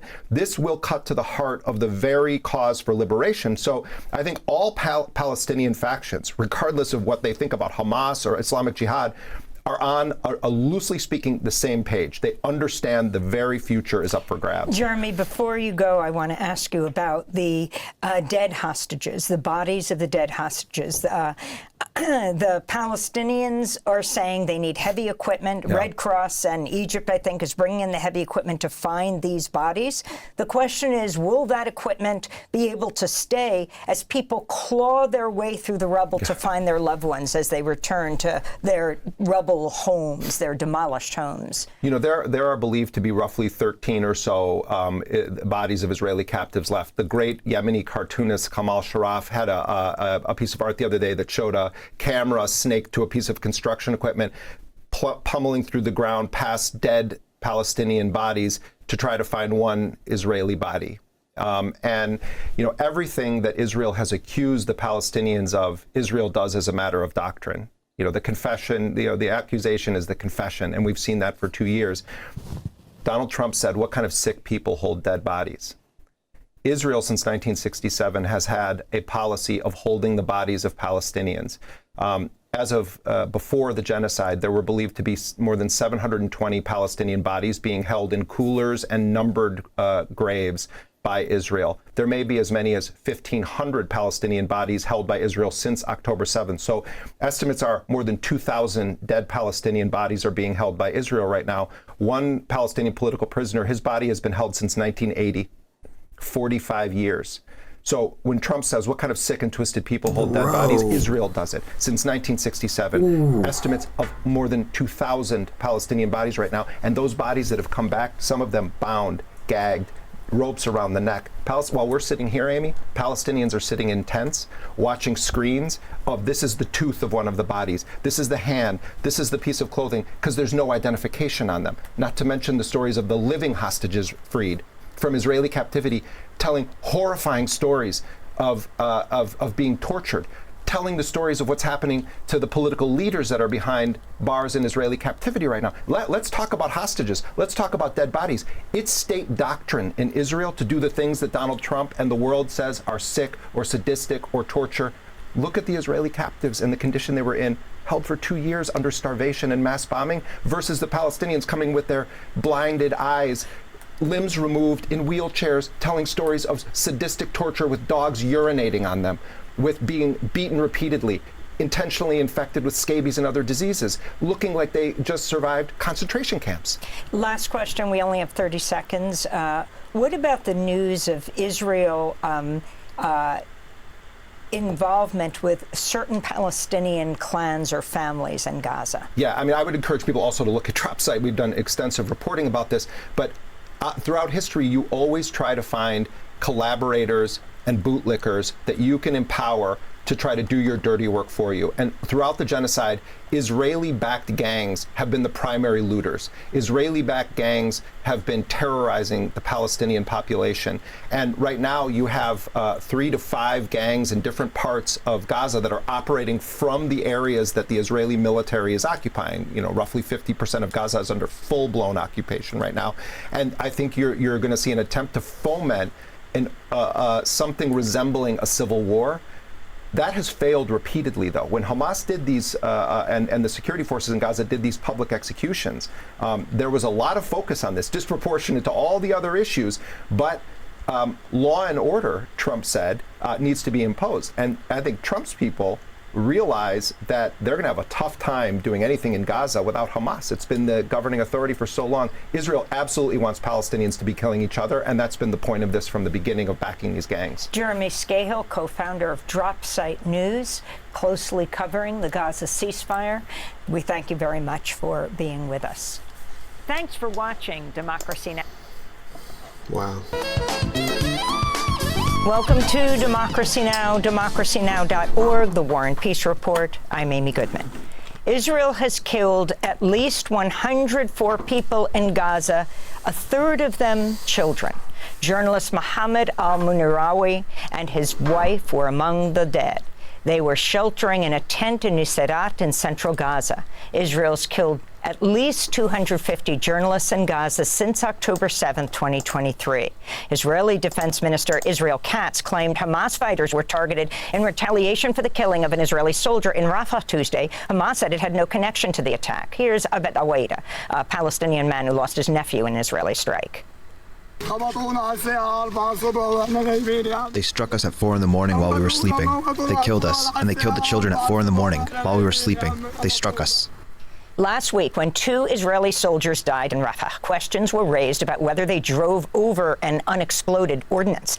According to the aid group Humanity and Inclusion, clearing Gaza of these ordnance will likely take between 20 to 30 years. We'll have more on this story later in the broadcast. Hurricane Melissa made landfall in Cuba today as a strong Category 3 hurricane. According to the National Hurricane Center, Cuban authorities evacuated 3/4. The ceasefire, I mean, the ceasefire has been completely disregarded. Hey, Pillow, what's up? By Israel.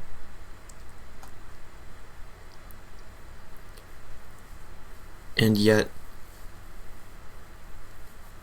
Hamas is still turning over bodies in order to hopefully stop the genocide. But the missile strikes are daily. They're fucking daily. Hey, sorry Twitch bugged for me. Hi, lol. Welcome, Pillow. I saw you doing stuff in the chat.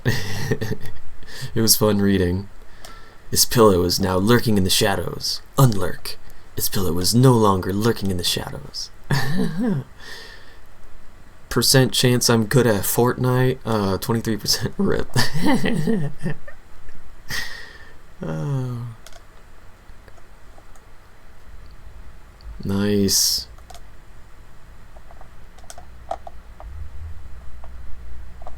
Got all kinds of stuff.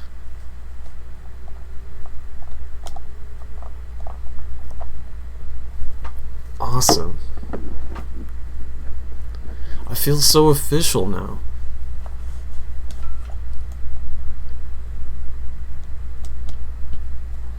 And now your mic sounds all good. Ooh. Oh boy.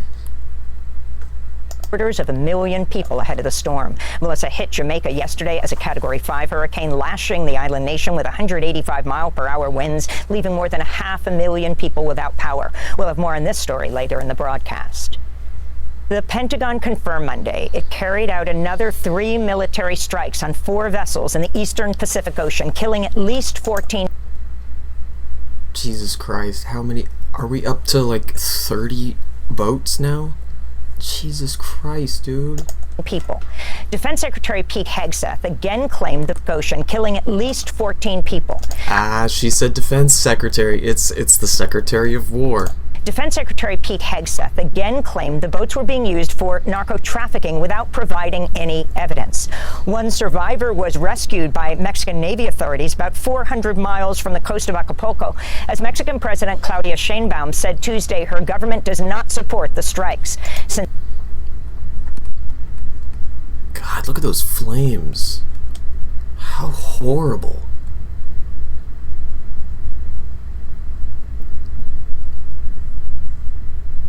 Mexican President Claudia Sheinbaum said Tuesday her government does not support the strikes. Since September, the U.S. has carried out attacks on at least 13 boats in the Caribbean and the Pacific Ocean, killing a total of more than 50 people in strikes that have been widely condemned as illegal.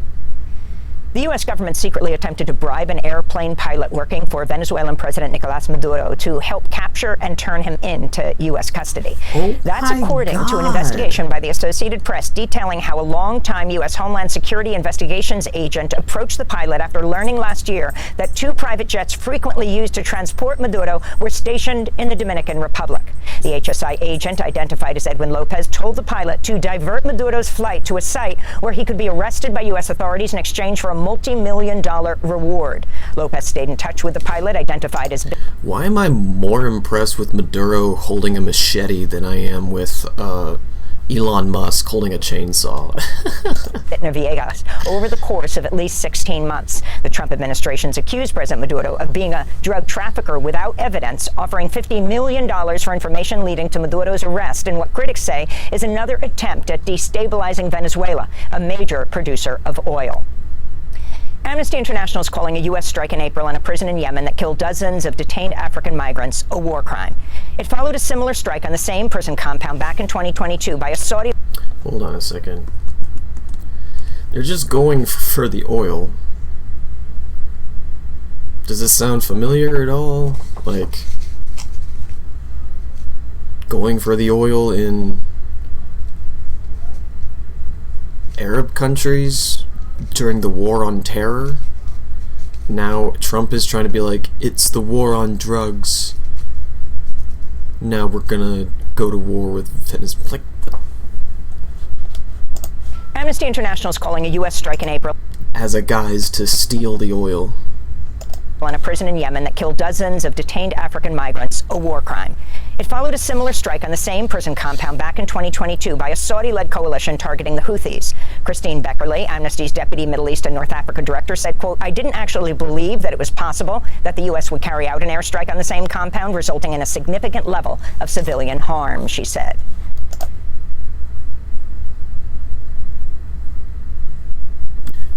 Oh, we heard about that. They literally interviewed survivors. And the survivors of the prison, they were like, who were being treated, there was like maybe a dozen of them. It was not a big prison, but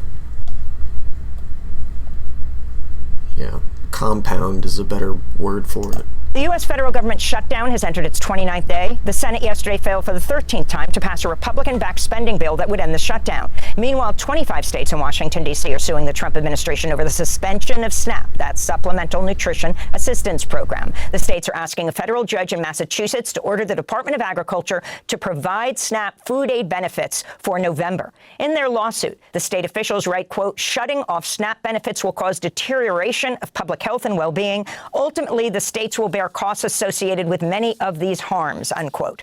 The Trump administration has vowed to not tap into a $5 billion contingency fund to keep SNAP benefits. It comes as a federal judge in San Francisco indefinitely halted the Trump administration from firing thousands of government workers during the shutdown. This is Mark Rausch, a vice president of the National Air Traffic Controllers Association.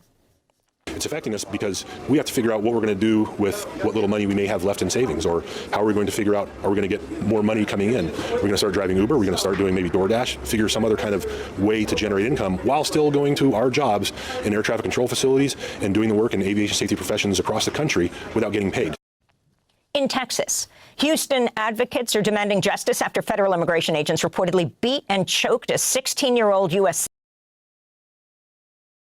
What in the fuck is this? Citizen and his father during a traffic ambush while the two drove to school.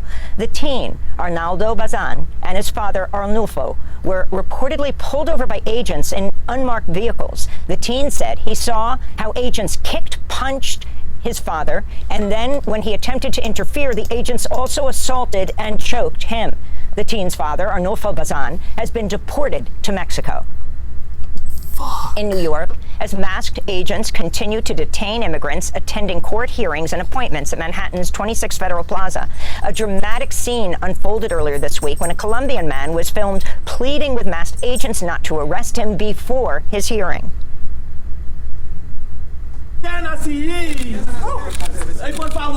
Don't take me like that, please. Don't be like that. Don't be like that. Dude, hey, don't be like that. Why are you gonna grab me like that? Please, no, hey. ICE agents have also reportedly been taking entire immigrant families into custody. I've never heard so much emotion in a translator's voice before, you know? Imagine that's your translating job, though. Like, hey, there's this man fighting for his life as thugs are arresting him.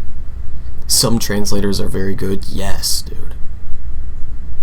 The translator for the Colombian president, though, at the UN was so bad that I wanted to, like, dictate his speech for, like, English-speaking viewers myself. But I don't think I ever got around to that, but yeah. Great translator. ICE agents have... Hey, don't be like that. Why are you gonna grab me like that? Please, no, hey. ICE agents have also reportedly been taking entire immigrant families into custody for questioning inside 26 Federal Plaza. In more immigration news, a father from Laos has been deported despite a federal court order blocking his removal to a country he's never been to in his life. Jantila Sean Suvanarath lived in Alabama. His wife and 2 children are in the U.S. According to the court filings, he was born in a refugee camp in Thailand and was granted lawful permanent residence in the U.S. before he turned 1 year old. He was detained by ICE in June in front of his 2 younger children during an annual immigration check-in, according to his wife. His father is a naturalized U.S. citizen, which would allow him to claim citizenship as well. In a letter from detention, he wrote, quote, "I continuously lived in the United States since infancy, and I have always considered myself an American citizen," unquote. A federal judge has intensified her oversight of Trump's immigration crackdown on Chicago, now requiring top Border Patrol official Gregory Bovino to appear daily in court and to turn over all reports of agents' use of force and body camera footage. Judge Sarah Ellis also told Bovino to get a body camera to wear himself as his agents intensify attacks on protesters and bystanders during immigration raids across Chicago. We'll have more on this story. This body camera thing is not going to be enforced. Mark my words, it's going to be a whole thing where some of them are going to wear body cams and some of them won't.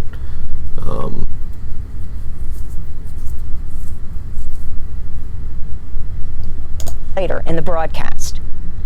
Wired reports Customs and Border Protection searched a record number of phones and electronic devices at U.S. border ports of entry over the past fiscal year.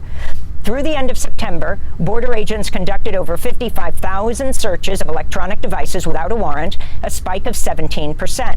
Since Trump's return to office, people crossing through U.S. ports of entry have also reported long detention periods and It looks like the fucking West Bank, dude. being denied entry into the United States over messages on their phone. Border agents have broad powers to search and detain people, including U.S. citizens and green card holders within 100 miles of the international border, dubbed the Constitution-Free Zone. This comes amidst reports CBP is expanding its collection of biometric data of non-citizens, photographing and fingerprinting all people who enter and leave the United States through ports of entry. Meanwhile, Homeland Security Secretary Kristi Noem is replacing ICE's leadership at half the country's... And all the drugs that Trump is claiming is coming from Venezuela is actually coming from this footage right here. Legal points of entry brought in by typically white operators of vehicles.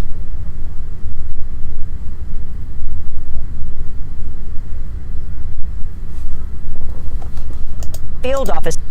Yeah, so it doesn't matter how many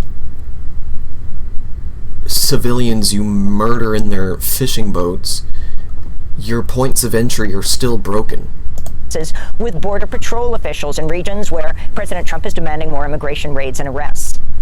President Trump is in South Korea for the Asia. It's like Trump is so bad at doing his job. It's like, hey, wrong hemisphere, dude. Pacific Economic Cooperation Forum, that's APEC, as part of the last leg of his 6-day Asia trip. Trump met with South Korea's President Lee Jae-myung today, where they discussed a trade deal for securing South Korea's $350 billion investment in the U.S. Outside the meeting, demonstrators protested Trump's arrival in the country. Korean workers believe that Korea has been under U.S. domination for a long time since liberation. Now it is time to end that. They are angry because Trump's visit to Korea is not about attending APEC. It is about pressuring South Korea into investing in the U.S. and accepting the tariffs. That's why the workers come to Gyeongju feeling outrage about the visit. A Reuters investigation has found President Trump's family amassed more than $860 million from sales of crypto assets in the first half of the year. Reuters detailed a Dubai meeting back in May where Eric Trump pitched investors to purchase $20 million of governance tokens in the Trump family's crypto business, World Liberty Financial. A Reuters review of the digital wallets holding large amounts of World Liberty tokens found the vast majority of them were held by overseas buyers. It comes as Donald Trump Jr. serves as an advisor to a drone company that was just awarded the Pentagon's largest ever contract to supply parts. And in Brazil, at least 64 people were reported dead during a massive raid on a favela in Rio de Janeiro. Over 2,500 law enforcement agents stormed the favela, home to some 300,000 people, as authorities claimed it's the headquarters of one of Brazil's most powerful organized crime groups. This is a cashier who witnessed the operation, described as the deadliest raid in Rio's history. It's tense. It's very tense. I've never been through this before. I'm from Carioca, born and raised here in Rio. I live here in Rocinha, and it's chaos. So I've never seen anything like this before. It's terrifying. And those are some of the headlines. This is Democracy Now!, democracynow.org, the War and Peace Report. I'm Amy Goodman in New York, joined by Democracy Now!'s back. Okay, my setup is all good now, well, besides a broken monitor, but I have 2 working ones. So that can wait. Right on. The coalescing of gear has commenced. Your setup is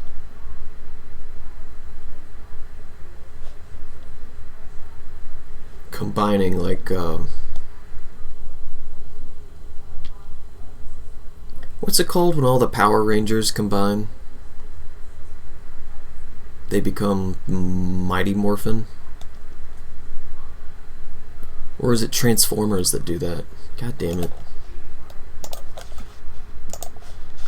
Alright guys, so we are only about 2.5 weeks into this alleged Gaza ceasefire, and Israel continues to conjure up justifications for blowing up the deal and for bombing relentlessly throughout the Gaza Strip. So the latest...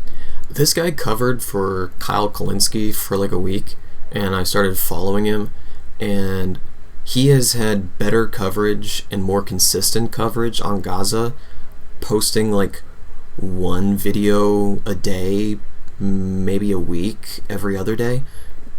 And he's been more consistent than Kyle Kalinske for the last 2 years. Consideration of this, which has unfolded... His name is Mac, good politic guy. He's awesome.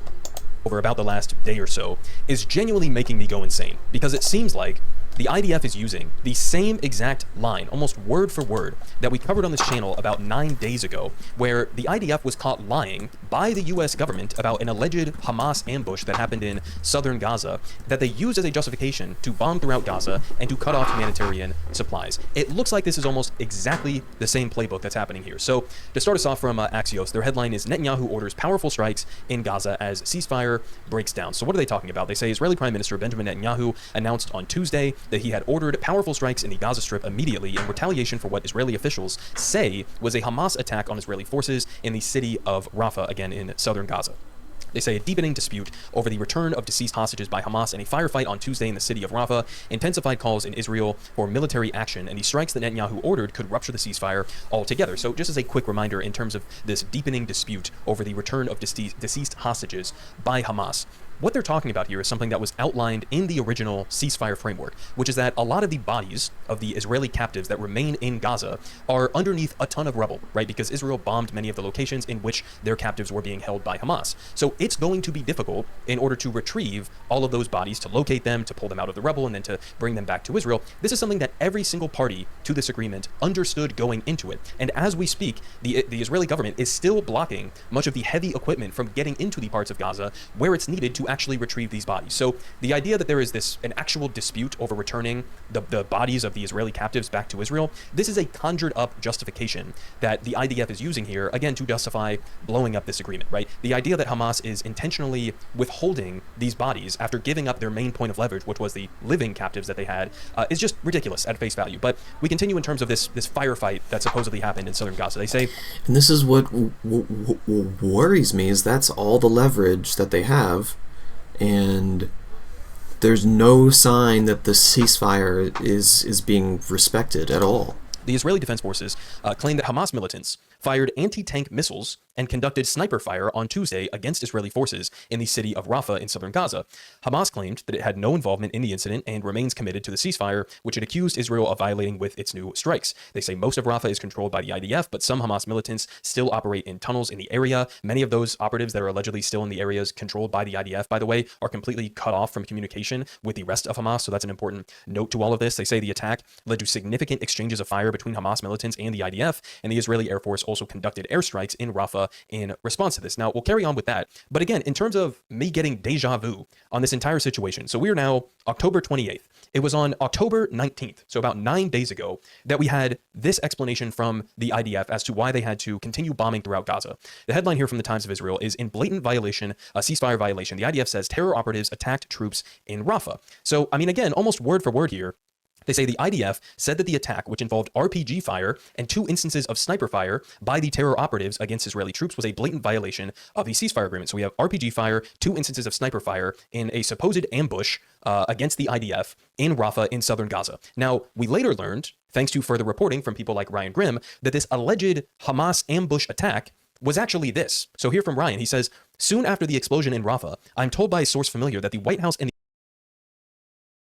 and Rafah has been secured by the resistance for so long that attacking now, when there's a declared ceasefire, is the only time that they could have even had an angle against the defensive positions that the resistance has in Rafah. The Pentagon knew that the incident was caused by an Israeli settler bulldozer running over unexploded ordnance, contradicting Netanyahu's claim that Hamas had popped up from tunnels. After Netanyahu said that he was blocking all aid from entering Gaza in response, which is a war crime, by the way, and unleashing a bombing campaign, the administration conveyed to Israel that they know what happened. In other words, we know that you're lying about this. And Netanyahu then announced that he would reopen the crossings in a few hours. So again, it was 9 days ago that they said basically this exact same kind of attack happened in basically the exact same place, and they were caught lying about it, to the point where they said we're going to use this attack as a justification to cut off humanitarian aid, and they were forced to back off of that by the White House, who caught them in this lie and said, we know what you're doing. So again, it's like deja vu. I feel like this is Groundhog's Day. Within less than 10 days, we're using the same exact line of logic here, the same exact justification that you were just caught lying about. I mean, it's truly incredible. Now, could this be the case that there actually was a firefight this time, or there was an attack?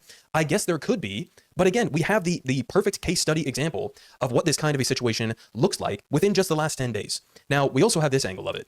They continue down in this Axios article saying before this alleged Rafah incident, Netanyahu had already consulted with Israel's military leaders about taking new military action in Gaza over alleged ceasefire violations by Hamas related to, again, the returning of deceased hostages. Israeli officials told Axios that Netanyahu was seeking to get in touch with Trump, who was in East Asia at the time, to seek a green light for a military response, but the events in Rafah appear to have changed Netanyahu's calculus. There's no indication that they spoke before he released a statement announcing the new strikes. So again, the timeline here is just incredible. He's meeting with other Israeli officials. They're looking for a justification to continue bombing, continue the genocide inside of Gaza. And then as he's not able to get in touch with Trump, he suddenly has this Rafah attack, which is the exact same one as the one that you were just caught lying about.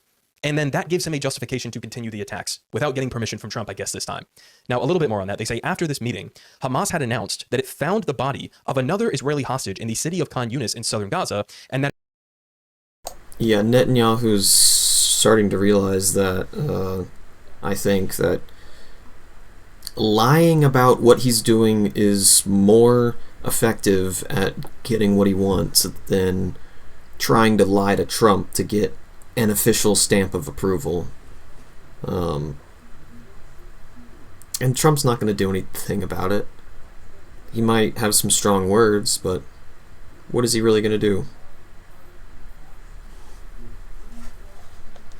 That would be returned to Israel later on Tuesday. But soon after that, again, this alleged firefight in Rafah began. Netanyahu announced the strikes, and Hamas then said that it would not be returning the body as planned. So again, I mean, look at the timeline here. We have this meeting that's happening with Benjamin Netanyahu and other ministers where he's saying, I want to make something crystal clear. Our security policy is in our own hands. We're not prepared to tolerate attacks against us. We respond according to our own judgment against attacks, as we saw in Lebanon, where they violated the ceasefire there literally thousands of times. And most recently in Gaza, we dropped 150 tons on Hamas and the terrorist elements after the attack on our 2 soldiers. In this case, he's referencing the lie that he was just caught in, where it was an Israeli bulldozer that ran over their own unexploded ordnance. I mean, again, the timeline here is just incredible. He's having a meeting about how they want to look for a justification to continue with the bombing in Gaza. They've tried it with the hostage excuse after Hamas gave up all of the remaining living hostages, and now they're continuing to try to search for the bodies of the remaining ones inside of Gaza. They're trying to use that as an excuse to continue bombing. And then I guess when that doesn't work, now suddenly we have these back-to-back surprise attacks in the same place in southern Gaza, in Rafah, against the IDF that somehow justifies Israel continuing to bomb inside of Gaza. I mean, again, it's just incredible. So we had that meeting that took place before this most recent Rafah incident allegedly had. And then we have more updates here because here from Dropsite News, we have Sky News reporting that Israel is currently backing 4 anti-Hamas militias operating behind the yellow line of Israeli control, the ceasefire boundary for IDF troops. They say militia leader Hossam al-Astal said that he and others, including this guy, Yasser Abu Shabab, who has, number 1, ties to ISIS, and number 2, was previously convicted of drug smuggling inside of Gaza, as well as Rami Halas and Ashraf al-Mansi, are part of a joint plan to remove Hamas and establish the new Gaza. They say his group operates less than 700 meters from Israeli positions, coordinating logistics and supply deliveries with the IDF through the Kerem Shalom crossing. And Sky News found similar coordination in northern Gaza, with these militias receiving aid and vehicles via Israeli and PA channels, and possible Gulf backing, including ties to UAE-linked forces in Yemen. And Al-Astal says, our project is again the new Gaza, no war, no Hamas, no terrorism. And again, you can see multiple of these armed gangs that the Israeli military has been backing and arming for months and months and months at this point are sort of also in this same region where this alleged firefight went down. Now, we'll have more on this Abu Shabab guy and his gang as we continue with this coverage, because the Washington Post decided to run an op-ed, right? This is our mainstream press here for you guys. They published an op-ed that was written by an armed gang member from Israel's, again, ISIS-linked proxy, Abu Shabab's gang. The headline here was, the ceasefire created 2 Gazas, one will consume the other. My Gaza is ready for peace. Hamas is trying to destroy it. They also have, as pointed out here by Ryan Grimm, this same article being boosted by the White House directly. So the IDF is backing this ISIS-linked gang run by this formerly convicted drug smuggler, Abu Shabab. They're backing and funding and arming them as sort of a counter-Hamas force inside of Gaza for months and months, and they're running op-eds basically on behalf of his group as well as on behalf of the IDF by proxy, and then the White House is boosting this op-ed. And also, as Ryan points out here, the Washington Post then replied to this post with a gift link, and that the op-ed was pitched by a pro-Israel PR firm. As he says, the rot is so deep. I mean, it's almost unbelievable if it wasn't entirely believable, because of how we've been witnessing this kind of thing play out for months at this point. In fact, it was back in July, late July of this year. We also had an op-ed directly written by Yasser Abu Shabab. I don't even trust the headline from the first word, Gazans. To deny the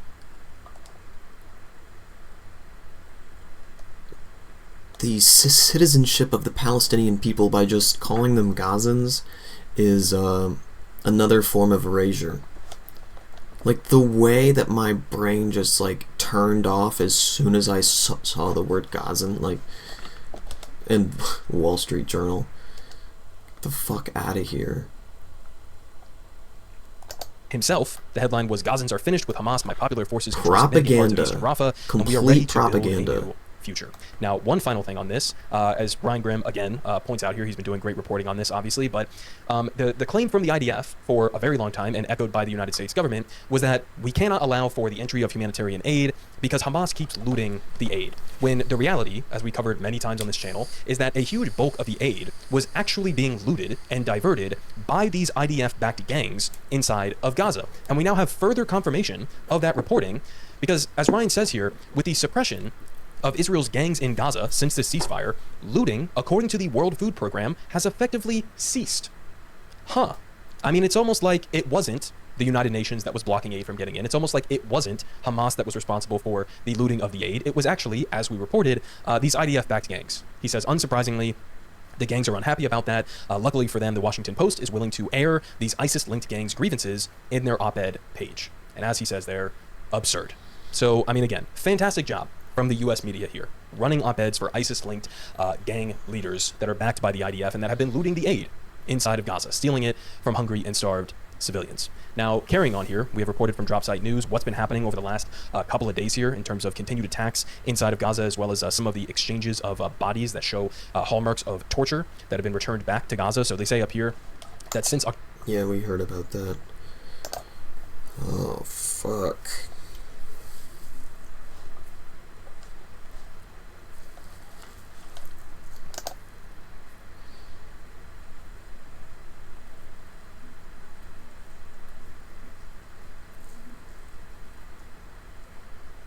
Somebody posted a remix to this. Everyone, how are you? I miss you a lot, really. Today there's a lot of drones. I'm gonna sing a song today. شيل شيل يا جمالي شيل يا حوطك بالله ذي الشهيد معطر بالليل ليل يا ليلو ويل ويل عطرني وين وين. I'll leave it there. Thanks for watching. شيل شيل يا جمالي شيل يا حوطك بالله ذي الشهيد معطر بالليل ليل يا ليلو ويل ويل عطرني وين وين وين. ناصر على نجوم الليل انا نبيله. شيل شيل يا جمالي شيل يا حوطك بالله ذي الشهيد معطر بالليل ليل يا ليلو ويل ويل عطرني وين وين وين. ناصر على نجوم الليل انا نبيله. شيل شيل يا جمالي شيل يا حوطك بالله دم الشهيد معطر بالليل يا ليل ويل ويل عطرني وين وين وين. ناصر على نجوم الليل انا نبيله.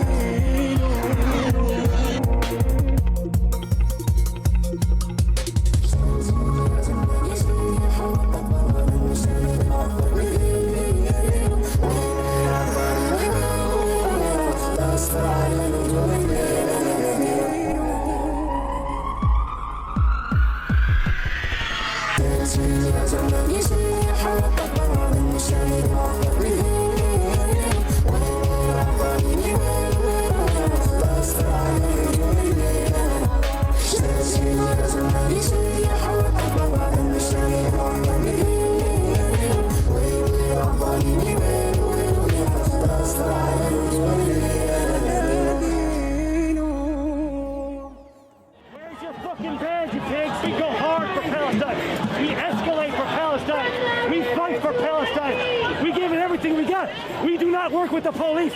We do not point people out to the police. We do not lay hands on our comrades. When we go hard for our people, you stand out the way. If you ain't with them,